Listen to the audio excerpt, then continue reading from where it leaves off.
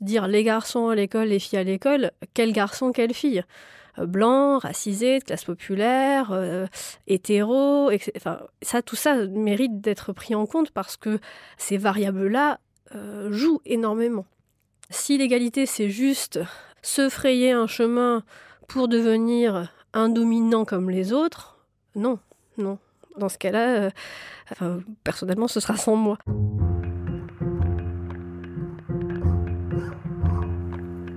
Le plus souvent dans l'histoire, Anonyme était une femme. Les bras se sont levés, les bouches sont exclamées. Maintenant, il faut des mots. Ça dure toute la vie, une évasion. C'est tout le temps à refaire. Le féminisme est une révolution, pas un réaménagement des consignes marketing. Toutes ces vies, infiniment obscures, il reste à les enregistrer. Un podcast à soi, par Charlotte Bien-Aimée. Épisode 45, mon lycée féministe.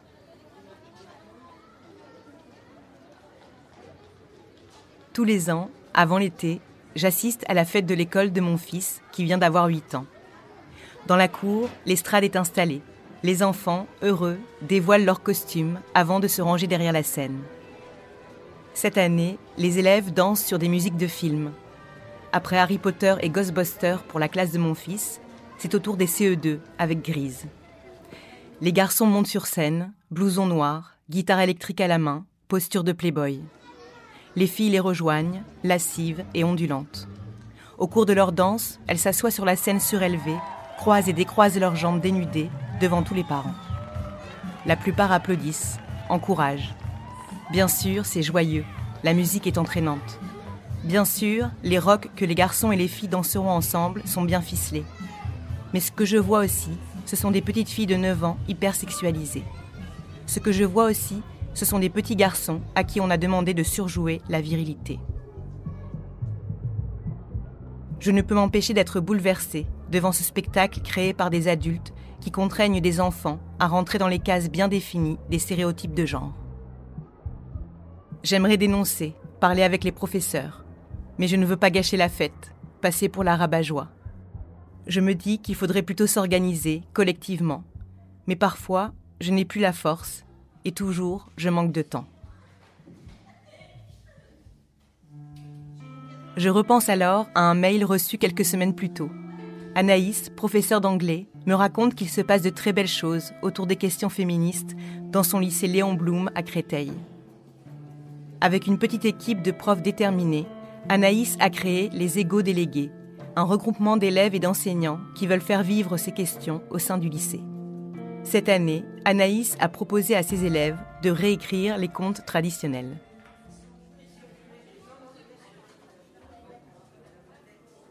Alors, on a eu un détournement. Blanche-Neige, qui a été détournée au moins 2 fois. Hansel et Gretel, 1 fois. La Belle et la Bête, au moins 2 fois. La Princesse et le Petit Pois, 1 fois. La Belle au Bois dormant, 1 seule fois. Ah, il y a eu aussi les 7 chevreaux. Le loup et les 7 chevreaux. On est parti sur l'idée déjà de changer la couleur de peau de Blanche-Neige parce qu'on s'est dit, c'est vrai qu'il n'y a pas que les filles blanches qui sont belles, en fait toutes les filles sont belles. On l'a renommée Noir Charbon.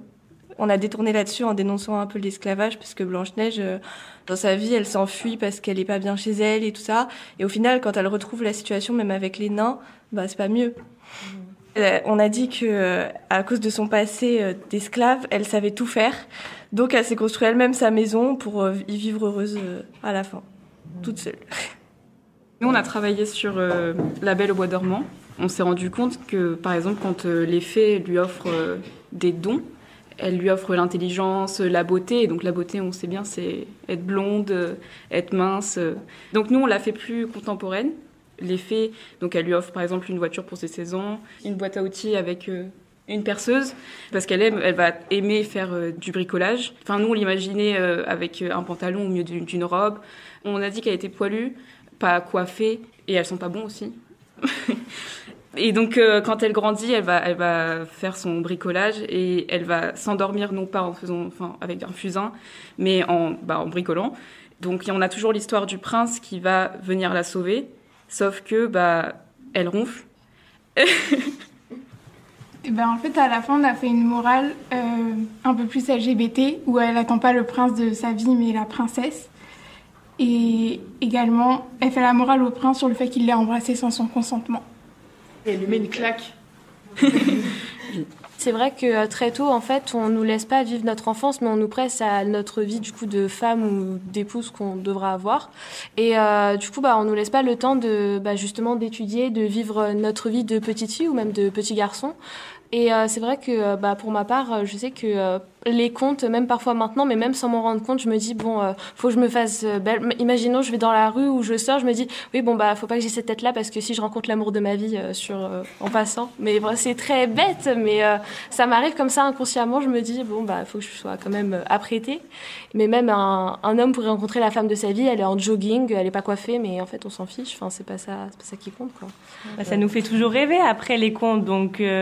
Je dirais la magie, oui, une relation amoureuse parfaite, idyllique. Le prince charmant, il peut arriver, on peut l'attendre. Si ça vient aujourd'hui, ça vient aujourd'hui. Si ça vient demain, ça viendra demain. On n'est pas pressé. Moi, je pense qu'il faut casser les mentalités. Ça se dit ça ? Oui, ça dit. C'est-à-dire qu'on nous dit ça étant enfant. T'es une femme, il y a un prince charmant qui va venir. T'as 8 ans. Tu vas te calmer. Il y a pas de. C'est-à-dire que casser les mentalités, c'est-à-dire c'est pas la vraie vie. C'est pas parce que c'est écrit dans un conte que ça va t'arriver. Étudie d'abord, comme disent les parents. Vois la réalité. La réalité, c'est que t'es une petite fille. T'as pas besoin de prince charmant maintenant. Faut cesser ces sottises. Je vais revenir sur le Petit Chaperon Rouge parce que le Petit Chaperon Rouge, c'est un peu le conte que tout le monde a lu, sans exception. Étant petit, on se rend pas compte que le Petit Chaperon Rouge, ça peut être violent. Déjà, le Petit Chaperon Rouge. Le rouge, ça évoque le sang. Petit Chaperon Rouge, c'est une petite fille. Elle se balade dans la forêt, elle rencontre un loup. Alors d'aujourd'hui, moi par exemple, je me suis rendu compte que ça peut être étrange. Il faut vraiment être dans une profonde réflexion pour se rendre compte que déjà le rouge, petite, le loup, la forêt, en fait c'est un cheminement qui amène à la stupéfaction. Ça évoque des choses pédopornographiques, ça peut évoquer le viol, et du coup de lire ça à des enfants dans un conte qui est censé être merveilleux, il y a un de merveilleux dans cela. Après, moi, je trouve que avoir toujours cette figure de loup, c'est un peu trompeur parce que on a l'impression du coup que le danger est extérieur à nous, alors que le danger peut venir carrément de personnes proches de nous. Ça peut être des parents, ça peut être de la famille, donc des oncles, des trucs comme ça, qui peuvent avoir ce genre de geste en fait avec des enfants. Donc là, on va parler énormément d'inceste en fait, qui est encore tabou, je trouve, de nos jours, alors que beaucoup d'enfants en souffrent. Et je trouve ça en fait dommage qu'on n'en parle pas assez en fait. Oui, on a fait la version de Roald Dahl aussi, où dans Roald Dahl, je sais pas si vous vous souvenez, le Petit Chaperon Rouge, elle se balade avec un pistolet dans sa culotte et à chaque fois elle vient buter le loup, et même quand c'est les 3 petits cochons, on l'appelle, elle débarque et elle dit attendez, j'arrive, je finis de me brosser les cheveux, et en fait elle arrive et elle tue le loup d'une balle entre les 2 yeux quoi. Donc voilà, ça nous a aussi aidé à comprendre tous les symboles phalliques qu'il y avait derrière le loup, toute l'histoire de la culotte, on renvoie les petites filles à la sexualité, alors que souvent quand on leur lit ce conte, elles ont 3-4 ans et qu'en fait elles sont bien loin de questions sexuelles. Et on a beaucoup parlé du fait que ça peut libérer les petites filles en fait, de travailler sur ces contes, de les dire autrement, d'ouvrir des perspectives à ces petites filles. Mais si je vous pose la question de est-ce que ça peut faire du bien aux petits garçons aussi, de les ah bah voilà, ça y est, donc c'est parti. Voilà, je sois garçon. Ah bah oui, quand même. On peut répéter la question? Est-ce que ça libère chez les garçons? Peut-être d'avoir parce qu'ils ont peut-être un poids sur les épaules, de se dire ouais, on doit sauver les filles. Et il y a certains garçons qui veulent pas sauver les filles justement, et qui veulent peut-être sauver des garçons ou même sauver personne.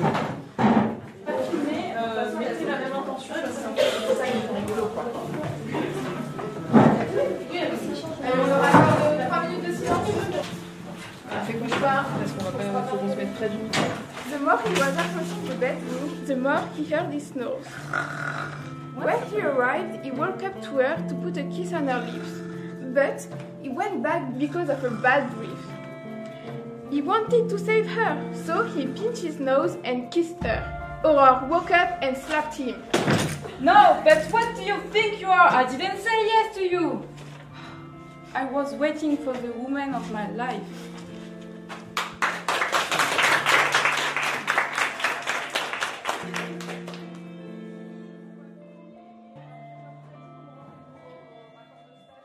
Moi, quand j'étais adolescente, ces injonctions à la féminité étaient ultra douloureuses et je ne comprenais rien du tout de ce qui se passait.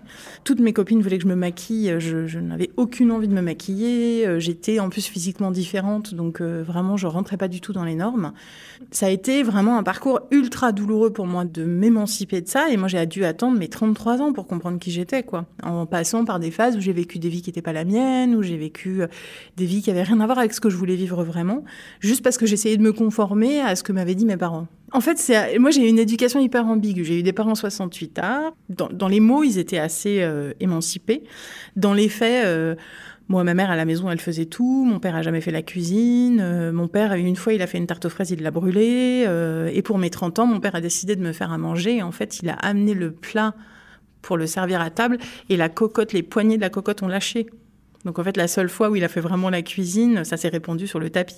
Alors depuis, il a beaucoup changé, mais moi j'ai été éduquée avec, je pense, une mère qui était en conflit interne parce qu'elle pensait, elle était féministe, elle avait milité au MLAC, et en fait elle vivait une vie terrible de bobonne, quoi, avec un mari qui était censé être un artiste extrêmement ouvert d'esprit et qui en fait était un petit roi qui faisait pas grand-chose et du coup moi je savais pas trop. C'est-à-dire ma mère à la fois nous disait à moi et à ma sœur, faut être indépendante, faut réussir vos études, faut être intelligente, faut réussir et puis faut pas se laisser faire.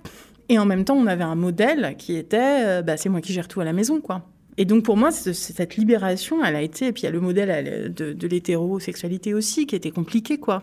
J'ai l'impression d'avoir perdu beaucoup de temps. Mais je me dis, si je peux faire gagner quelques années à ces gamins, sans entrer sur les sujets intimes, parce que c'est ça qui est compliqué en tant que prof. Je ne suis pas leur psy, et je ne suis pas leur assistante sociale. Je ne suis pas leur mère, des fois je le suis un peu. Mais comment tu trouves dans tes cours une façon de les aider à naviguer dans des sujets personnels sans entrer dans leur sphère personnelle, ce qui serait une violation de leur intimité et qui n'a pas sa place à l'école. Et comment, en même temps, tu laisses la porte ouverte à celles et ceux qui auraient besoin d'aller sur ces terrains un peu plus intimes. Pour moi, ce que je trouve le plus difficile à naviguer, c'est ça. Moi, j'ai 2 matières, donc j'ai anglais et histoire des arts. Quand je me suis mis à inclure des autrices, j'ai eu une deuxième étape qui a été, je suis dans un lycée de banlieue, 90% de mes élèves ne sont pas blancs ni blanches. Donc si je n'inclus pas des autrices afrodescendantes, je laisse sur le carreau 90% de la population de ma classe, quoi. Et je me suis mise à faire des séquences qui étaient des séquences totalement désapprouvées par l'éducation nationale. C'est-à-dire que moi, j'ai fait une séquence sur la tentation du retour des immigrés, et où j'ai étudié Chimamanda Ngozi Adichie avec eux, où j'ai étudié Zadie Smith.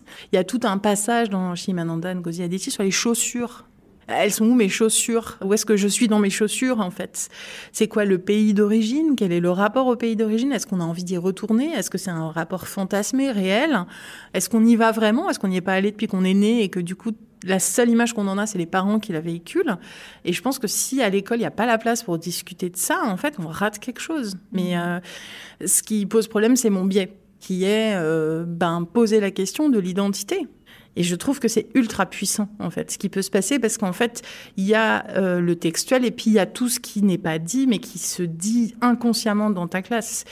Et moi, j'ai senti que chez mes élèves, il y avait un changement d'attention. Dans Americana, de Chimamanda Ngozi Adichie, il y a tout un passage sur les cheveux, qui est magnifique. Donc ce texte, quand on le fait en cours, moi, j'ai toutes mes petites gamines afrodescendantes qui sont là avec les yeux grands ouverts en disant « Ah, mais on peut parler de ça dans un livre qui est considéré comme de la littérature ».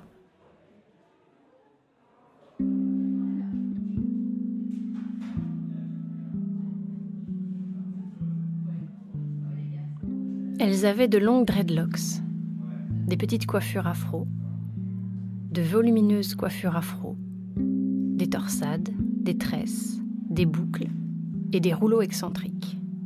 Elles n'essayaient plus de prétendre que leurs cheveux étaient autre chose que ce qu'ils étaient. Elles avaient cessé de fuir la pluie et d'avoir peur de transpirer. Elles se plaignaient des magazines pour les Noirs qui ne montraient jamais de femmes aux cheveux naturels. Elles échangeaient des recettes. Elles s'étaient fabriqué un monde virtuel où leurs cheveux bouclés, tire-bouchonnés, frisés, crépus, laineux étaient la norme. Et Ifemelu plongea dans ce monde avec une gratitude éperdue.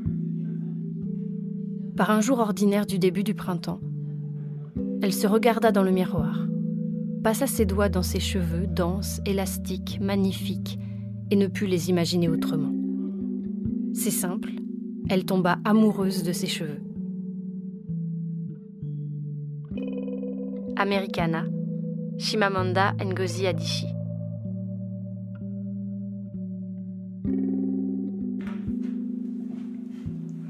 Sur le site de l'Éducation nationale, il est écrit que l'égalité entre les filles et les garçons est un principe fondamental inscrit dans le Code de l'éducation. Elle encourage un climat scolaire serein, assure un cadre protecteur, sans comportement ni violence sexiste, et elle favorise la mixité et l'égalité en matière d'orientation. Les établissements, dès l'école primaire, sont invités à mettre en place des actions de sensibilisation et de formation. Pour les chercheuses que j'ai rencontrées, qui travaillent sur les questions d'éducation et de genre, ce concept d'égalité reste à questionner. Lila Belkacem est sociologue, ses travaux portent sur l'articulation des rapports sociaux à l'école. Le vocabulaire en termes d'égalité en France, il renvoie de manière plus évidente ou première à la question du genre, mais en réalité, quand on travaille sur les discriminations, on travaille sur la question d'un traitement différentiel négatif à partir de critères donnés, qui peuvent être le sexe attribué ou encore les origines supposées, la couleur de peau, et donc qui renvoient aussi à des mécanismes de racialisation, mais aussi à des questions d'ancrage territoriaux, d'appartenance à certaines classes sociales. Donc opposer le vocabulaire de l'égalité qui serait réservé aux questions de genre au vocabulaire des discriminations qui serait réservé aux questions de racialisation, c'est oublier qu'en fait, ce qui compte, c'est de travailler sur la question du traitement différentiel négatif et de comment ça s'articule entre différents rapports sociaux. En sociologie, donc ça, effectivement, depuis les années 60, c'est établi que l'école reproduit les inégalités de classe sociale. Et puis, à partir des années 90, on commence à se dire, les filles, est-ce qu'elles réussissent mieux que les garçons à l'école? Et puis, quand on creuse un peu, on se rend compte que ce ne sont pas toutes les filles qui réussissent mieux à l'école que tous les garçons, qu'en réalité ce sont les filles plutôt de milieux populaires qui réussissent mieux que les garçons de milieux populaires, qu'en revanche quand on va dans les filières élitistes, les garçons de milieux favorisés restent surreprésentés et réussissent mieux, et que donc il y a une articulation qui est claire du point de vue de la classe sociale, des rapports de classe et des rapports de sexe. Les recherches qui sont particulièrement intéressantes et plus difficiles à mener parce que ça implique d'ouvrir la boîte noire des pratiques enseignantes et des pratiques éducatives, c'est comment dans l'école, dans l'institution scolaire, on reproduit et on produit des inégalités. Vanina Mozikonacci est philosophe, autrice de l'ouvrage « Qu'est-ce qu'une éducation féministe ?»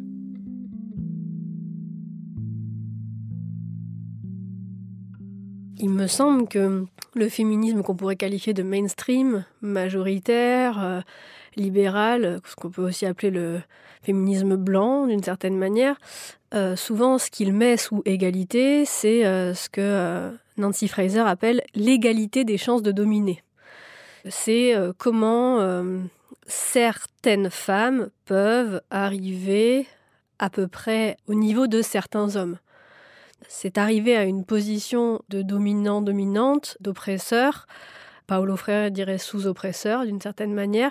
Et on croit que c'est ça, finalement, le progrès. Et c'est vrai que cette conception-là, il faut, selon moi, absolument la contester. Il faut s'en méfier énormément. C'est pour ça que le mot émancipation me semble plus intéressant. Parce qu'il s'agit de l'idée qu'il faudrait une libération collective, de l'idée qu'on pense non pas en termes individuels, le fait de on pense pas au parvenir individuel, on pense vraiment en termes de classe de sexe par exemple, mais pas seulement. Et l'enjeu c'est de dire, voilà, la structure de notre société distribue de façon hiérarchisée les places. Nous, notre but, c'est pas de nous frayer un chemin pour grimper les échelons dans cette structure inégalitaire. Notre but, c'est de remettre à plat cette structure pour justement vraiment critiquer les fondements de cette société inégalitaire, injuste. Gabrielle Richard est sociologue, autrice du livre « Hétéro, l'école ». Enfin, je pense qu'on gagne à réfléchir globalement à l'institution scolaire comme étant non neutre. L'institution scolaire, elle est basée sur ce qu'on appelle des normes, des assises normatives qui ne disent pas leur nom. L'école, à bien des égards, maintient, produit et reproduit des violences qui ciblent leurs élèves qui ne ratifient pas bien des normes de genre et des normes d'hétérosexualité. Par exemple, dans les contenus scolaires, est-ce qu'on parle souvent de personnes LGBTQ? Non, force est de constater que non. Alors, le fait de ne pas parler de quelque chose, c'est aussi en dire quelque chose. Donc, le silence parle aussi au niveau des textes, par exemple. Les espaces scolaires parlent aussi d'une certaine manière. Donc, par exemple, on sait que nos élèves garçons vont prendre l'essentiel de la place dans la cour d'école, vont jouer au foot au milieu, ce qui va reléguer nos élèves filles à papoter en petits groupes près du bâtiment et près des adultes. Les vestiaires, les toilettes, de plein de façons, on en parle autour de la fréquentation de ces lieux par les personnes trans et non-binaires, et je pense qu'il faut s'y attarder, parce que d'une manière ou d'une autre, un ou une élève qui se retrouve à devoir se changer pour aller au cours de PS se retrouve face à deux portes, filles et garçons. Alors, on pourrait me dire, oui, mais il ne faut pas non plus chercher à compliquer les choses. La plupart des gens s'identifient quand même comme filles ou garçons. Peut-être. Mais le fait qu'on a des toilettes filles et des toilettes garçons, c'est qu'on présume que les filles vont nécessairement se sentir à l'aise entre elles, ce qui est loin d'être le cas de surcroît à l'adolescence. Idem pour les garçons. Et c'est aussi basé sur une présomption d'hétérosexualité. Et donc, à mon sens, ça, ce n'est pas anodin parce que ce n'est pas questionné. C'est présenté comme étant neutre. Or, c'est vraiment une prise de position qui est située. Et donc, à ce titre-là, moi, je pense qu'on gagne à se doter d'un cadre d'analyse qui considère probablement ces questions d'égalité, mais aussi dans une optique de pas simplement considérer qu'il y a une binarité et que cette binarité-là s'exprime par des stéréotypes de genre, parce que ce qu'on entend beaucoup en milieu scolaire, c'est cette lutte aux stéréotypes de genre, qui est certes nécessaire, mais qui n'est que la moitié du puzzle.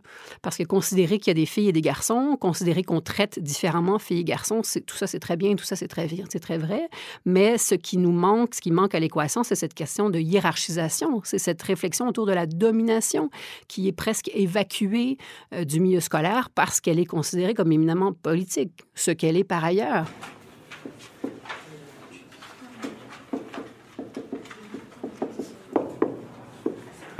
Et tu te rappelles quel était le thème? Oui, c'était sur l'avortement, vous vous rappelez? Alors justement, a-t-elle été jugée coupable ou pas? Ou est-ce que justement elle a obtenu... Voilà, donc elle a été en effet acquittée. Donc plaidoirie au procès de Bobigny, célèbre, et qui a permis ensuite, quelques années plus tard, d'obtenir le droit à l'avortement. Très bien, premier texte ensuite. Bénédicte est professeure de lettres. Dans ses cours, elle propose à ses élèves d'étudier de nombreux textes d'autrices féministes. Oui, Tasmin, vas-y. Annie Ernaux, La femme gelée. Annie Ernaux, La femme gelée. Et le thème, c'est la cuisine dans mon cou. Ah oui, alors c'était la répartition des tâches, en effet, et notamment la cuisine. Un autre, oui, Lydia. Simone de Beauvoir, Le deuxième sexe. Donc le deuxième sexe, la représentation des femmes dans la culture. Un autre texte? Oui, Noah.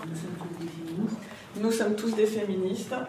Donc de Chimamanda Ngozi Adichie, c'est ça. En classe, il y avait la personne qui avait la meilleure note, elle devait être chef de classe. Sauf qu'elle a eu la meilleure note, elle n'a pas été. Et c'était un garçon qui l'a eu, du coup. Et en plus, il y a plein d'exemples de discrimination qu'elle a subies, ou son entourage. En lisant tes textes, est-ce qu'il y a des choses qui vous ont parlé, vous, personnellement, assez fort? Moi, le deuxième sexe, en fait, ça m'a fait réfléchir parce que la femme, soit elle est absente dans les livres, ou soit elle a un mauvais rôle. J'avais pas vraiment réalisé que c'était vraiment que des hommes, en fait, qu'on parlait. Enfin, ça m'a un peu dégoûtée, on va dire. Pour ma part, c'est le texte de Annie Ernaux, La femme gelée, parce que ça parle de quelque chose qui arrive encore actuellement, que ce soit la femme qui prépare à manger, qui fasse ses tâches ménagères, que ce soit la fille qui prend le relais, que les garçons... non, en fait, juste eux, ils restent dans leur chambre et ils font ce qu'ils ont à faire et c'est nous qui fassions tout. Et que ce soit normalisé, que ce soit normal, alors que non, en fait. Ça fait du bien de le voir écrire quelque part parce que du coup, tu te sens pas tout seul. Je me suis sentie pas représentée, mais ça m'a parlé et il m'a marqué du coup. En tout cas, moi, quand j'ai des repas de famille, je remarque souvent que ce sont les hommes qui restent à table et que ce sont les femmes qui vont faire la vaisselle, qui vont cuisiner, etc. Boire également. On a souvent... la table des hommes qui vont juste boire et parler, et pendant ce temps, les femmes vont faire la vaisselle. Bon, je laisse passer parce que c'est dans leur mentalité, mais c'est vraiment juste dans la génération, et puis on se dit d'accord, ils ont grandi comme ça, mais on va pas reproduire la même chose. Comme j'ai grandi dans une famille qui n'a pas du tout la même culture française, j'ai grandi dans une culture vietnamienne. Donc je pense qu'en allant à l'école, on a des valeurs et des normes qui sont pas du tout pareilles qu'au Vietnam. Et donc je me dis que j'ai grandi dans une société française dont j'ai un peu la mentalité française malgré que je sois vietnamienne. Mais est-ce que tu penses que dans la société française, tout est réglé aussi sur ces questions-là? Non, pas du tout. J'essaie quand même de garder ma culture vietnamienne, plutôt le bon côté, mais c'est toujours très difficile. Parce que surtout, je suis encore adolescente, donc j'ai pas toute ma construction autour de moi. Comme on est encore jeune, on n'a pas la légitimité de parler par rapport aux aînés parce qu'ils ont plus d'expérience, alors que je trouve qu'on a autant la même légitimité parce qu'on n'a pas eu les mêmes expériences. Je vois en fait, c'est la question d'identité en même temps. On se rend compte que ça arrive dans beaucoup de familles, mais qu'on n'en parle pas souvent. Et c'est vrai qu'avoir du coup la possibilité d'en parler là maintenant, c'est assez intéressant. À la maison, c'est vraiment ma mère qui faisait tout. Et donc mon père, quand il rentrait, il mettait les pieds sous la table. Et puis si on avait le malheur de pas faire cuire avant qu'il rentre, il s'énervait parce que monsieur avait faim. Il utilisait beaucoup sa position du fait que du coup il est médecin. Il disait oui, non mais moi je suis médecin. Tu vois, je m'occupe de patients, je sauve des vies limite. Bon. Et du coup il utilisait beaucoup cette position là pour nous. Enfin par exemple, moi je sais que sa réaction quand je voulais devenir professeur des écoles, c'était un peu voilà quoi, tu veux devenir prof, moi je suis médecin, attention. La seule fois où il est resté avec nous, que ma mère elle était partie en voyage, c'est un autre exemple. Et du coup il rentrait le soir, donc nous aussi on avait notre journée de taf, même si on ramenait pas d'argent. Il disait oui alors vous allez faire quoi manger? Donc du coup c'est mon frère qui faisait à manger, qui faisait la cuisine, et ma sœur aussi. Bon moi je suis pas très forte pour faire à manger, mais je les aidais quand même un petit peu. Même si t'es pas doué pour faire à manger, t'intéresser à ce qu'on va faire à manger, ou même essayer de participer et de donner ton avis, enfin ça importe. Et donc lui non, c'était vas-y faites-moi. Enfin pendant une semaine c'est nous qui l'avons nourri quoi. À quel moment c'est normal enfin bref. Moi, je veux juste dire que je suis d'accord pour l'égalité homme-femme, mais il y a sur certaines choses, malheureusement, ça sera jamais égal à ce qu'un homme peut faire. Je suis pas un macho. C'est juste que quand on regarde un match de foot d'hommes, c'est beaucoup plus plaisant qu'un match de foot féminin. Et techniquement aussi, elles sont pas très très bien. Je dirais que leur salaire, elle est compréhensible, Mais du coup, on fait comment? Ça veut dire que juste parce que la nature, elle a fait que oui, nous, on peut avoir des enfants et que du coup, on n'est pas apte à travailler pendant un certain temps, et on doit être moins payé toute notre vie. Mais je trouve quand même que ça se fait pas parce que du coup, c'est l'injustice. Tu hoches la tête. Je ne suis pas concerné. Tu te sens pas concerné? Non. Et pourquoi, du coup? Parce que, je sais pas. Parce que je ressens pas ça. Ce qui se passe, je sais pas. Pas forcément. Il y a des gens qui sont concernés, mais moi, je me sens pas concerné. Est-ce que vous trouvez que c'est normal qu'on ait étudié ces cours, ces livres-là, ces textes, dans le cours de français? On n'a pas travaillé sur beaucoup de textes comme ça quand on était au collège ou même en primaire. Et donc c'est vrai que ça nous a un peu choqués quand on a vu qu'au lycée on travaillait beaucoup sur ce genre de textes. On s'en lasse un peu parce que je sais que c'est important, etc. Mais on en a marre un peu. Je vais juste rebondir sur la question que vous avez dit, est-ce que c'est trop? Est-ce qu'on parle trop de féminisme? En fait, je pense qu'on devrait en parler en fonction du besoin de la société. Aujourd'hui, je trouve quand même que ça s'est beaucoup amélioré. Certes, il y a encore beaucoup d'inégalités, mais ça s'est quand même beaucoup amélioré. Et je pense qu'en fait, on devrait parler en ce moment plus d'autres sujets qui sont plus impactants parce qu'il y a plus d'inégalités sur ces sujets-là. Par exemple, le racisme, que ce soit le racisme de race ou le racisme de religion. Je trouve que c'est quelque chose où juste les inégalités financières, sociales, etc. Je trouve que c'est des sujets qui nous impactent plus, où il y a plus de personnes qui sont mal à cause de ça que le féminisme. Pour lutter contre toutes les formes de discrimination, de nombreuses institutions internationales, notamment l'UNESCO et l'Union européenne, prônent la mise en place d'une pédagogie inclusive. Il s'agit de varier les contenus proposés en classe pour une plus grande diversité de représentations, en termes de genre, de classe et de race notamment. Pour la sociologue Gabrielle Richard, Cette pédagogie est un outil important, mais il repose beaucoup sur l'énergie individuelle des professeurs. Elle m'a parlé d'une autre voie possible, celle de la pédagogie critique des normes. Et pour le coup, contrairement à l'éducation inclusive, qui cherche à ajouter des choses au contenu scolaire ad vitam aeternam, la pédagogie critique des normes dit, on voit notre contenu scolaire tel que prévu potentiellement, mais on va le faire de façon critique. Au lieu de rester dans mon cursus tel qu'il est et d'ajouter à ce cursus-là des représentations minoritaires en espérant faire bouger les perceptions des jeunes et à ce que les jeunes minoritaires soient représentés, je change ma position et je vais chercher à prendre un pas de côté et à regarder de manière critique les normes qu'on est généralement en incapacité de nommer dans la sphère scolaire comme ailleurs. Le fait que, de manière générale, on prend pour acquis que tout le monde est blanc.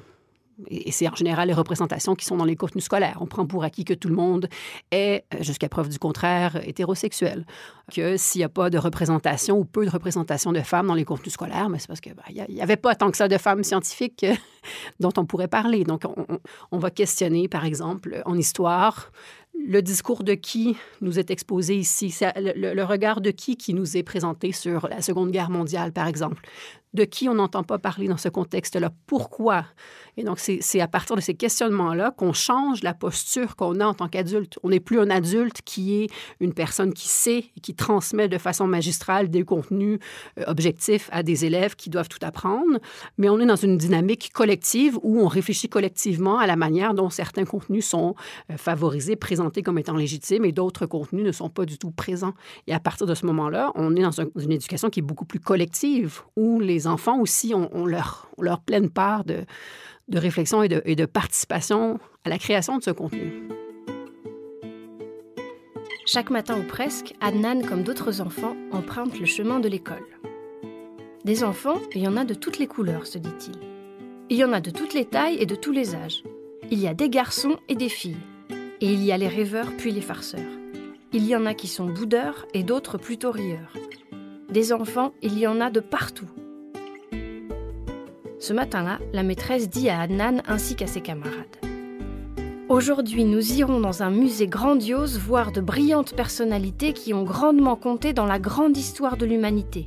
Venez. Lorsque la classe se retrouve à l'entrée du grand musée, un long silence se fait. Tout le monde est impressionné par la grandeur du lieu et des puissantes personnalités. À l'intérieur, une longue ligne de portraits orne le mur du couloir du musée. Et on entendait les personnes autour chuchoter. « Waouh, qu'ils sont saisissants, qu'ils sont importants, qu'ils sont intelligents. » Au bout d'un moment, Adnan s'arrête et s'écrie. « Dans ce musée, il y a ce portrait qui s'est égaré, je vais de ce pas le ranger. » À ces mots, tout le monde se retourne. Adnan est en train de décrocher un des portraits du musée. La maîtresse crie, les enfants rient. « Remets ce portrait à l'endroit où tu l'as trouvé. Fais vite avant que l'on nous chasse d'ici. » Maintenant, toute la classe entoure Adnan. La maîtresse dit « On veut des explications. » Adnan se sent coupable. Mais Adnan trouve le courage de s'expliquer. De ces personnalités, il n'y en a pas de toutes les couleurs comme les enfants. Celles de ce musée sont toutes blanches, sauf celle-ci. J'ai pensé qu'elle n'était pas à sa place, alors j'ai voulu la retirer. Les enfants regardent le mur du couloir du musée, puis une voix s'écrie. « Adnan a raison, toutes ces personnalités sont blanches. » « Et la plupart ne sont que des garçons, ajoute une autre voix. « Est-ce que cela existe des personnalités importantes qui ne seraient pas blanches ?» demande une troisième voix. « Et qui seraient aussi des filles ?» surenchérit une quatrième voix. Maintenant, tout le monde entoure la maîtresse. On veut des explications. Mais la maîtresse n'a aucune explication à donner. La maîtresse ne sait pas pourquoi le musée est ainsi fait. Le jour suivant, la maîtresse déclare à toute la classe « Adnan a raison. Ce musée est mal rangé. J'ai bien réfléchi, j'ai longuement cherché et j'ai trouvé. Des personnalités brillantes, il y en a de toutes les couleurs. Il y en a de tous les âges et dans tous les pays. On trouve des hommes et des femmes. Mais une chose est certaine, celles que l'on ne voit pas ont été effacées. » Les livres ne racontent pas leurs histoires et pourtant elles ont beaucoup compté dans la grande histoire de l'humanité. Tous les enfants s'exclament « Il y a de l'injustice dans cette affaire !» Oui, vous avez bien raison. Il faut plus d'égalité et de respect pour toutes ces personnes invisibilisées. Réparons cela. Venez vite, s'écrie la maîtresse pleine de vie. Tout le monde se met alors au travail avec beaucoup de joie et grand émoi. À la fin de la journée, sur le mur du couloir de la classe, de beaux portraits de personnalités brillantes sont accrochés. Des portraits de personnalités oubliées qui ont beaucoup apporté aux communautés et aux sociétés. Toute la classe est fière d'avoir contribué à ne pas oublier ce que d'autres avant avaient fait pour le bien de l'humanité. I.M. Rebaille, le musée mal rangé.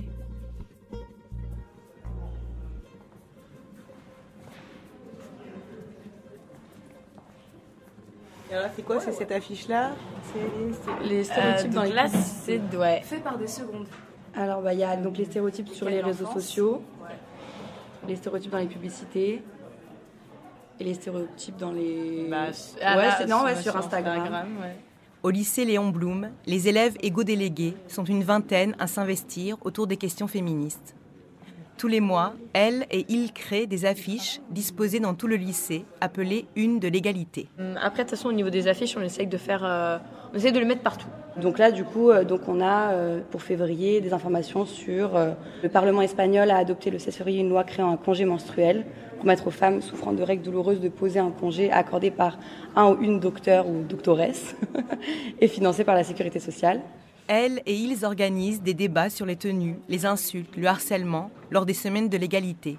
Voilà, ensuite on a un truc sur les collègues d'Angleterre sont tenus d'enseigner des cours inclusifs au sujet des LGBTQIA+, l'orientation sexuelle, l'identité de genre, tout ça. Et sur la pilule contraceptive masculine. Ainsi que plusieurs actions, comme une manifestation au sein de la cantine, pancarte à l'appui, autour des violences sexistes et sexuelles. Elles arrivent toutes masquées, en ligne, descente de police, en rond, vraiment pour encercler toute la cantine. Genre je trouvais ça un peu impressionnant et tout. Et après c'était quoi? Vous avez levé les affiches? Ouais, il y a eu la lecture. Et après la lecture. Genre des trucs pour dénoncer, je crois. Des chiffres frappants. Ouais. Ah ouais. Par rapport aux féminicides et aux violences sexistes et sexuelles. Ce qui a fait que ça a marché cette action, c'est le rythme. C'est-à-dire qu'on est arrivé, donc déjà tac, on a enchaîné sur le poème. Et tac, on a enchaîné sur les lectures des affiches. En gros, ça te prend deux cours. Du coup, tu peux pas être passif du truc, je trouve. Comme c'était silencieux et que tout le monde écoutait, je pense que des personnes pas forcément concernées ou qui ne s'intéressent pas forcément ou qui sont... Ouais, voilà. Je pense que là, ils en ont vraiment entendu parler, que c'est vraiment concret, quoi. Et 2 mercredis par mois, ces élèves se retrouvent pour échanger autour des questions féministes et partager leurs expériences. En fait, moi, je voulais parler du consentement. Moi, je trouve que c'est hyper intéressant qu'on ait déjà eu des relations ou pas, parce qu'en fait, je trouve que le consentement, ça s'applique même dans la vie. Et il y en a certains qui ne connaissent même pas ce mot. Enfin, ils savent juste que ça veut dire ouais, on demande si ça veut dire oui ou si ça veut dire non, mais ils savent pas vraiment qu'il faut que ce soit authentique, il faut que ce soit prononcé et tout. Et de temps en temps, t'en as qui pensent pas que ça peut être compliqué de dire, même de dire non, genre vraiment d'assumer son consentement. C'est bête, mais en sport, un professeur qui va venir nous corriger, le fait juste de poser ses mains sur son corps et de dire non, fais plutôt comme ça, ça déjà, il y a quelque chose qui peut être dérangeant. Alors que demander le consentement justement de la personne, est-ce que je peux me poser tes mains, est-ce que en tout cas je peux te corriger, ça coûte rien et ça peut éviter des situations qui sont un peu gênantes, un peu embarrassantes, qui sont déjà arrivées. J'ai déjà vu en escalade, alors c'était plutôt au collège, on faisait escalade et il y a un prof qui je pense avait une 60aine d'années. Et du coup, on avait 13 ans, 12 ans, et escalade, une meuf n'arrive pas à monter vraiment bien. Et puis du coup, il met ses mains comme ça sur ses fesses et puis il la pousse, mais de nulle part, quoi. Je me rappelle avoir regardé les gens autour de moi et on se regardait tous avec des grands yeux en mode « Ah oui, ok ». Donc là, vraiment, il a vraiment mis ses mains sur ses fesses, quoi. Ouais. Et en première, l'année dernière, au début de l'année, ça a été la raison pour laquelle j'ai... en tout cas, c'est ce qui m'a un peu menée vers les égo-délégués l'année dernière. Donc c'était le septembre, donc il faisait beau, il faisait chaud, c'était bien. J'étais en jupe et en crop top. Je suis dans les escaliers, une CPE passe, elle me regarde d'un air hyper dédaigneux. Elle me regarde et elle me dit « Mais vous avez pas une veste ?» Bah non, et j'ai mis du temps à comprendre. Bon, évidemment, j'ai compris. Et ça, mais pourquoi j'aurais besoin d'une veste? Elle était là, mais vous comprendrez. Essayez d'y réfléchir, vous comprendrez. Et elle part. Elle me laisse avec ça. J'arrive en cours, je suis hyper énervée. Et tout le cours, ça reste en moi, et je comprends pas pourquoi ça me marque autant. J'avais une colère qui était bien là, au niveau du cœur, voilà, et du ventre. Et c'est resté avec moi toute la journée. Et pour évacuer en fait un peu cette colère j'ai écrit du coup une lettre. J'ai jamais eu de réponse. Et c'est après de là que du coup Madame Duhamel m'a parlé des égodélégués et que du coup j'ai intégré ça. Madame, je vous écris cette lettre aujourd'hui parce que mon cœur est lourd. Peu importe notre différence d'âge, peu importe notre statut dans cet établissement, je suis une personne qui mérite le respect. Et la façon dont vous vous êtes adressé à moi, avec dédain et hauteur, ne m'a pas fait sentir comme telle. Dans cette société, notre corps ne nous appartient plus. Il est l'objet de jugements, de regards insistants, d'insultes, d'agressions, mais je pense que je ne vous apprends rien. Je n'ai que 16 ans et je le témoigne déjà depuis mon enfance. Avoir la liberté de comment nous nous habillons est pour nous une manière de reprendre le pouvoir sur nous-mêmes, de refaire de notre corps le nôtre.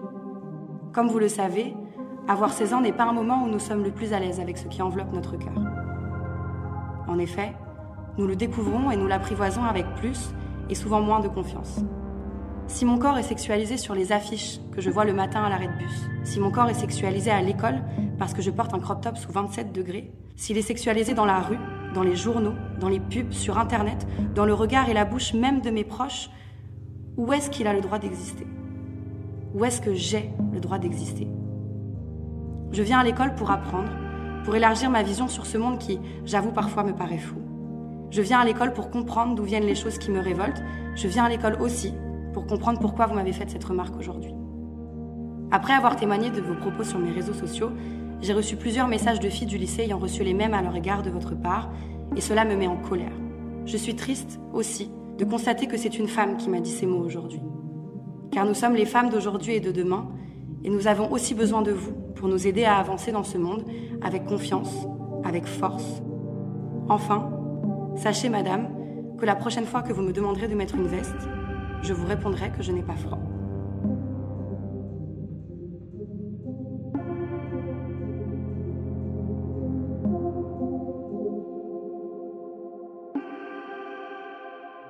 Comme les élèves, les professeurs égodélégués se réunissent régulièrement pour partager leurs expériences en classe et les retours des lycéens. Natacha, enseignante de SVT, étudie les différences biologiques entre hommes et femmes, finalement très peu marquées au regard des différences socialement construites. Dans son CDI, Séverine, documentaliste, propose de nombreux ouvrages sur les questions de genre. Anne, professeure de lettres et de philosophie, réfléchit à la richesse du langage et des accents. Toutes s'interrogent aussi quotidiennement sur leurs pratiques. Dans nos pratiques, il y a ces deux aspects. Il y a l'aspect contenu disciplinaire, qu'est-ce qu'on choisit de faire étudier, les lectures qu'on donne, c'est ce dont on parlait. Et puis il y a aussi cet aspect pédagogique, comment on se comporte, les façons de, notamment faire circuler la parole. Donc, moi, j'ai beaucoup de mal à forcer les élèves à parler, étant une ancienne élève mutique. Donc, je me repose beaucoup sur les élèves actifs, volontaires, mais c'est une circulation que je régule. C'est-à-dire que je ne vais pas laisser un élève en particulier, un garçon, monopoliser la parole. Et je vais avoir plus... Alors ça, c'est peut-être mon biais à moi, c'est que moi, je pars d'un fond de misandrie, en fait. De cette idée que peut-être le garçon, il faut s'en méfier. C'est quelqu'un d'un peu dangereux, qui prend toute la place, qui s'étale, qui a à voir avec la violence plus facilement, qui n'écoute pas les autres. Enfin, voilà, moi, je pars de là. Du coup, j'avais remarqué que j'avais dans mon approche des lycéens une sévérité qui était beaucoup plus marquée que par rapport à des lycéennes. Je suis encore, je vois que j'ai plus de bienveillance à l'égard des bavardages féminins, par exemple, ou à l'égard de ces prises de parole intempestives, le fait de prendre la parole sans lever la main, par exemple. Et je vais être plus sévère, je crois, avec des garçons. Alors j'essaye de rétablir une forme d'équilibre en prenant conscience de mon biais, de mes biais à moi.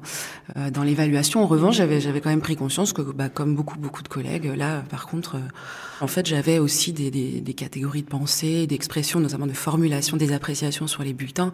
Là, j'étais moi aussi dans les clichés au début du garçon plein de potentiel, mais voilà, qui pourrait mieux faire s'il se mettait un peu plus au travail, le paresseux, quoi. Et en revanche, à valoriser systématiquement l'aspect studieux, sérieux des filles. Là, maintenant, je fais très attention. Le rapport aux garçons, c'est peut-être aussi, moi, ce qui a le plus changé. Je me suis rendu compte que j'étais une bien meilleure enseignante pour les garçons depuis que, en fait, je reconnaissais leur part de sérieux. Et en fait, derrière, de leur dire « Ouh là là, mais quand vous parlez, pourquoi vous avez toujours besoin de parler ? C'est aussi peut-être parce que vous n'avez pas confiance en vous. » En fait, d'avoir ce genre d'approche que j'avais beaucoup avec les filles, et de dire aussi, vous êtes très stressé, vous êtes angoissé, vous êtes très précis dans la présentation, c'est toujours très beau vos copies, et ça fonctionne beaucoup mieux. Et en fait, ils ont aussi envie que ces qualités-là soient reconnues chez eux, et en fait, je les reconnaissais pas. Et moi, j'ai vraiment une prise de conscience avec mes enfants, et avec la maternelle, où j'ai vu se construire un rapport à l'école des garçons. C'était les cas problématiques, ils sont bagarreurs. Moi, on me disait toujours, ah non, mais votre fille, qu'est-ce qu'elle est bien, elle est gentille, elle aide les autres. Mais à côté, oh là là, qu'est-ce qu'il est dissipé, qu'est-ce qu'il est turbulent. C'est problématique pour ma fille. Parce qu'elle ne doit pas prendre soin des autres tout le temps. Et c'est important. Mais c'est aussi problématique de l'autre côté pour les garçons. Parce que eux, ils ont aussi envie de prendre soin des autres. Ils peuvent le faire. C'est juste qu'on ne le remarque jamais et qu'on ne leur propose pas forcément.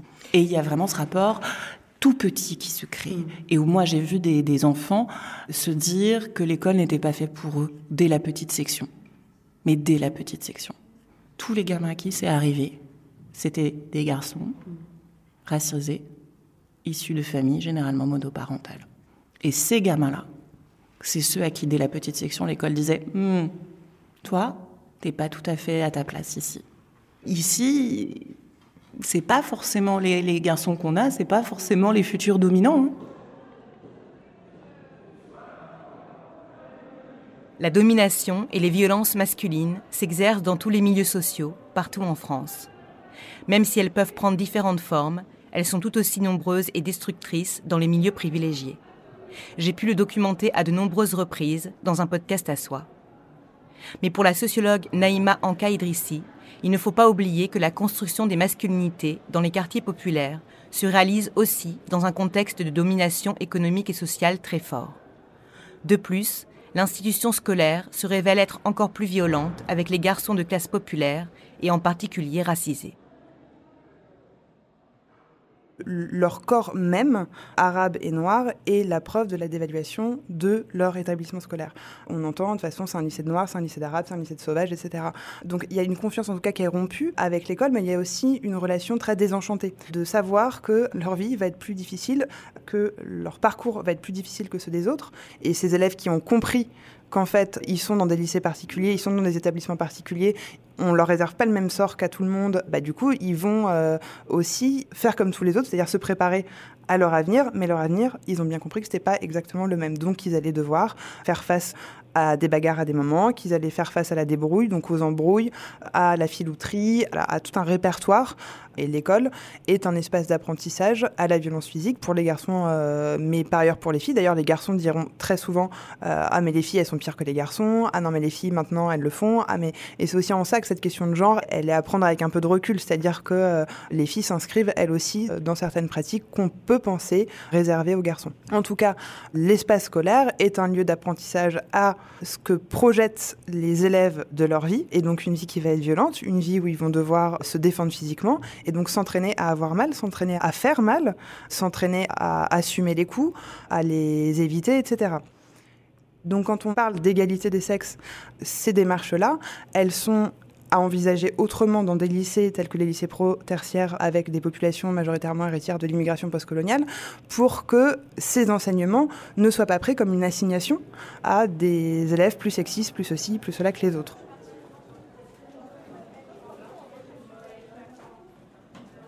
Pour toutes ces raisons, Sébastien, professeur d'espagnol et go-délégué, a choisi d'aborder avec ses élèves les questions d'égalité à travers la notion de masculinité.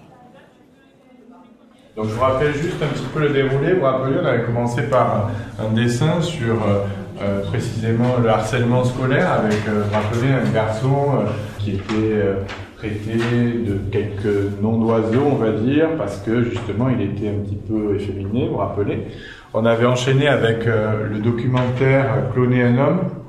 C'était des hommes qui parlaient face caméra sur ce qu'était être un homme, la masculinité toxique, sur également ce qu'ils avaient pu faire en tant qu'hommes, subir parfois aux femmes également.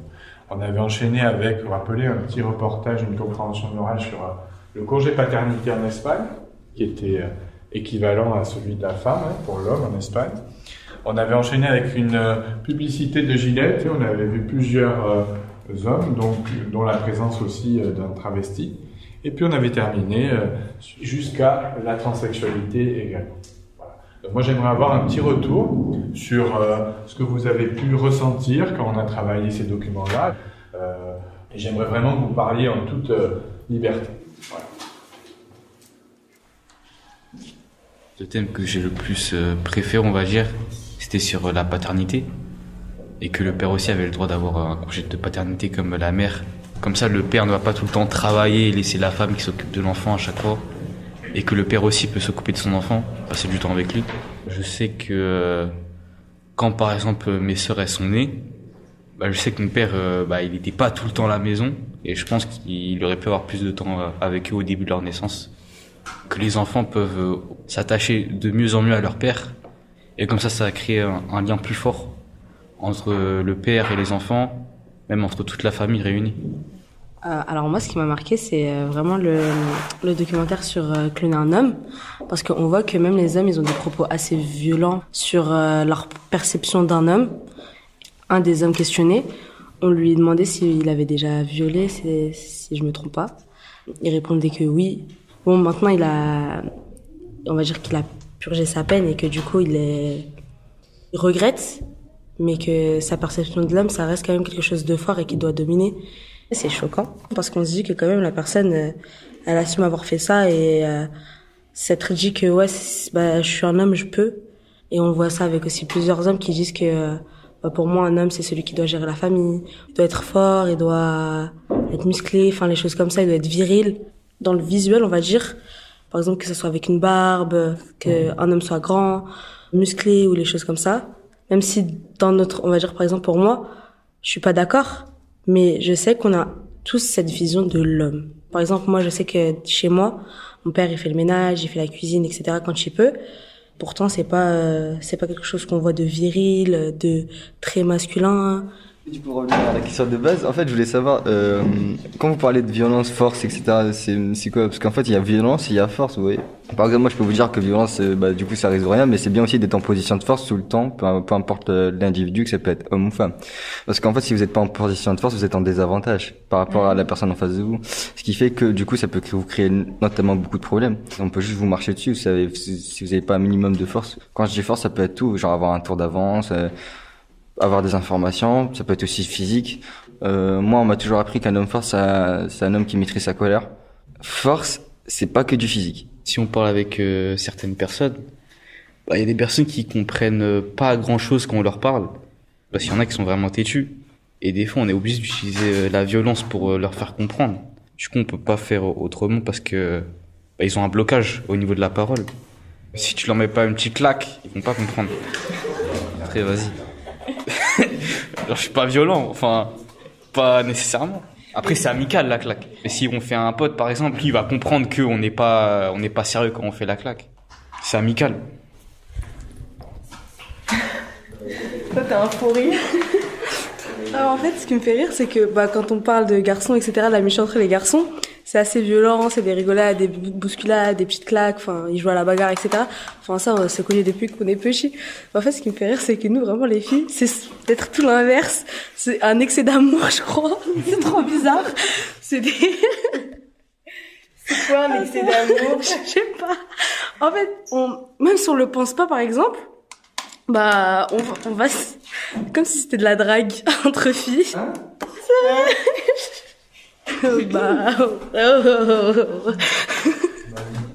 C'est ça en fait, c'est que on va, par exemple, même si je sais que par exemple avec ma meilleure amie, ça l'énerve, mais je veux lui sortir des mots doux et tout, juste pour comme ça. Moi, je voulais dire, en fait, dans la société, on apprend plus aux hommes à exprimer leur colère, par exemple, que les femmes. On va pas dire à une femme, si t'es en colère, tu le sors. On va dire, c'est moche, enfin, c'est pas élégant et tout. On m'a toujours appris de cacher mes sentiments, enfin, ma colère et tout. Du coup, je me vois pas l'exprimer. Après, moi, je me dis que c'est quelque chose de totalement naturel, que les hommes soient plus forts physiquement que les femmes. C'est depuis toujours dans l'humanité, mais les femmes peuvent pas forcément faire plus de violence que les hommes si elles sont même pas dans la capacité de le faire. En fait, ça dépend. Il y a certaines personnes qui veulent abuser de la domination aussi. Parce que comme on l'a dit, un homme, on va dire, dans les critères, il doit être imposant. Mais eux, ils veulent abuser de ce statut-là. Je trouve qu'en fait, on peut tous régler les histoires sans pouvoir se battre. Faut juste, en fait, savoir discuter. Donc en vrai, c'est plutôt aussi, il faut savoir contrôler ses émotions. Parce qu'on peut être emporté par la colère, la tristesse ou ce qui peut se passer au sein de notre foyer. Il faut savoir être fort mentalement, mais aussi savoir être responsable de ses actes. C'est aussi qu'on veut pas montrer notre faiblesse. On veut pas montrer qu'on peut facilement nous monter dessus, on va dire. C'est pour garder en fait une sorte de fierté. Moi, je sais que ça m'est déjà arrivé quand j'étais petit. J'avais un petit problème d'ego. J'avais une assez grande estime de moi-même. Je me pensais un peu supérieur aux autres. Je voulais que quelqu'un fasse quelque chose. Cette personne ne voulait pas faire ce que je lui dis. Et du coup, je l'ai... Mais en gros, je l'ai fait mal. Ouais, c'est de la colère, de la frustration. Depuis, j'ai mûri. Je pense que je me suis calmé. Et voilà. C'est tout. Mais si, imaginons qu'un jour tu ressentes autant de frustration et de colère que la dernière fois, est-ce que tu penses que tu arriverais à te calmer? Moi, je pense qu'aujourd'hui, oui, j'arrive à me calmer. Parce que j'ai mûri. De l'introspection, d'analyser et de me dire, alors je me sentais comme ça. C'était peut-être, ça m'est plus arrivé, je pense que c'est un problème de maturité, juste, et c'est tout. C'est toujours un sujet. Il y a certains sujets qui restent plus tabous que d'autres. C'est vrai que vous avez cette possibilité, comme tu dis, les garçons, peut-être biologique, mais on est ici aussi pour discuter de ce que l'on fait avec son cerveau et comment on réfléchit pour utiliser notre potentiel et nos forces. Et moi, mon but dans cette séquence de travail, c'était aussi de vous montrer que la masculinité, elle peut épouser d'autres formes, que la masculinité, elle peut être moins virile qu'on ne le pense. C'est aussi pour vous amener à cette réflexion de votre position et votre positionnement, c'est-à-dire comment la société vous a imposé quelque chose aussi, a imposé aux hommes une image de marque, on va dire entre guillemets, à garder, une espèce de force virile, et comment finalement vous faites pour faire évoluer cette image d'homme aussi aujourd'hui, comment la société le fait, et d'arriver à déconstruire un petit peu les clichés associés et de voir que finalement la société, les hommes comme les femmes, avaient une image bien précise et bien normée, et qu'à la fin il fallait essayer de faire un petit peu exploser aussi ces normes pour que tout le monde cohabite correctement et que tout le monde puisse trouver sa place, que ce soit les hommes efféminés ou les femmes plus masculines par exemple aussi. Et un homme efféminé, voilà, il peut aussi exister dans notre société aujourd'hui, et il peut arriver à vivre sa masculinité comme les autres. Voilà. Et je vous remercie beaucoup parce que c'est des sujets pas évidents, donc merci beaucoup.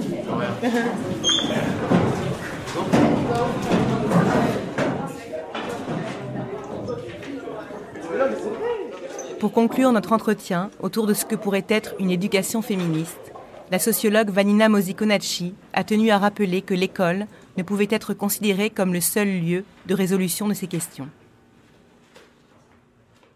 Et ça, moi, il me semble qu'il faut être très vigilant et très critique sur tous ces discours qui consistent à dire tel problème politique, ça va être réglé par l'école. C'est valable pour ce qu'on appelle l'égalité filles-garçons, mais aussi pour tout ce qu'on appelle les questions socialement vives. Ça peut être aussi bien le développement durable que la radicalisation, parce que il me semble qu'en fait, c'est une forme de dépolitisation de certaines questions, ou en tout cas de procrastination politique, pourrait-on dire. Parce que c'est une façon de dire on ne va pas régler les choses avec des transformations des institutions telles qu'elles existent, mais on va finalement remettre ça à plus tard. Comment ? Eh bien, en plantant une petite graine de transformation sociale dans les esprits de la nouvelle génération, et puis bon, voilà, ça ira mieux demain. C'est un peu trop facile, et c'est surtout une façon de ne pas prendre de décisions politiques. Je trouve que ça a été particulièrement visible au lendemain des attentats récents en France, où tout de suite, toute la classe politique, ou presque, a dit qu'il s'agissait d'une faillite de l'école. Comme si c'était une évidence. Est-ce que l'exclusion, la précarité, la violence que vivent certaines populations, c'est vraiment d'emblée la faute de l'école ? J'en doute très fort. Et en fait, là, on assiste à une autre forme de dépolitisation qu'on pourrait qualifier de moralisation des problèmes ou de psychologisation des problèmes politiques. Voilà, on voudrait lutter contre les violences sexistes et sexuelles. Est-ce que ça va se faire en moralisant, entre guillemets, les garçons pendant les séances d'éducation à la sexualité ? Rien n'est moins sûr. Alors ça ne veut pas dire qu'il ne faut pas le faire, mais croire que c'est le seul levier ou le levier principal, c'est peut-être s'attribuer trop de pouvoir, être trop optimiste. À la fois, je fais la rabat-joie, mais je fais aussi ça parce que, en tant qu'enseignante et aussi pour moi et mes collègues, il ne faut pas oublier qu'on ne peut pas, à l'échelle d'une salle de classe, complètement transformer les structures. Et sinon, j'ai écrit une dernière chanson pour le cours d'espagnol sur la négritude, l'éloge de la négritude. On dit qu'ils sont d'ici et d'ailleurs, de Colombia, Cuba ou de Zambie, et qu'ils se distinguent de par leur couleur de peau, brune. Fiers de cette différence, ils en ont fait une force, et tout le monde connaît leur histoire. Cet héritage demeure à leur côté, jamais au passé. Allons communiquer cette musique qui nous parcourt des pieds à la tête et qui te rend aussi heureux à la fête. Tu te sens libre comme Cédella. Maintenant dansons sur le rythme mélodieux que nous avons hérité de nos ancêtres et disons tous en chœur, haut et fort: nous sommes les Prietos. On est tous ensemble. Gloria, éloge de la négritude.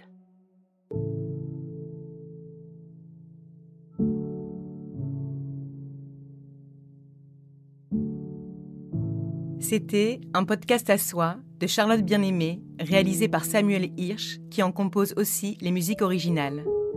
Assistante éditoriale, Sarah Bénichou. Lecture des textes, Estelle Clément-Béalem. Illustration, Anna Vanda-Gogussé. Merci au lycée Léon Blum, en particulier à Anaïs, Bénédicte, Séverine, Anne, Natacha et Sébastien, ainsi qu'à tous les élèves et en particulier aux égo-délégués. Merci à Gloria et Sofiane, à Iem Rebaï et à Francine Niambek Mebanga. Un podcast à soi est produit par Arte Radio. Vous pouvez le réécouter sur toutes les plateformes de podcast et sur le site arteradio.com.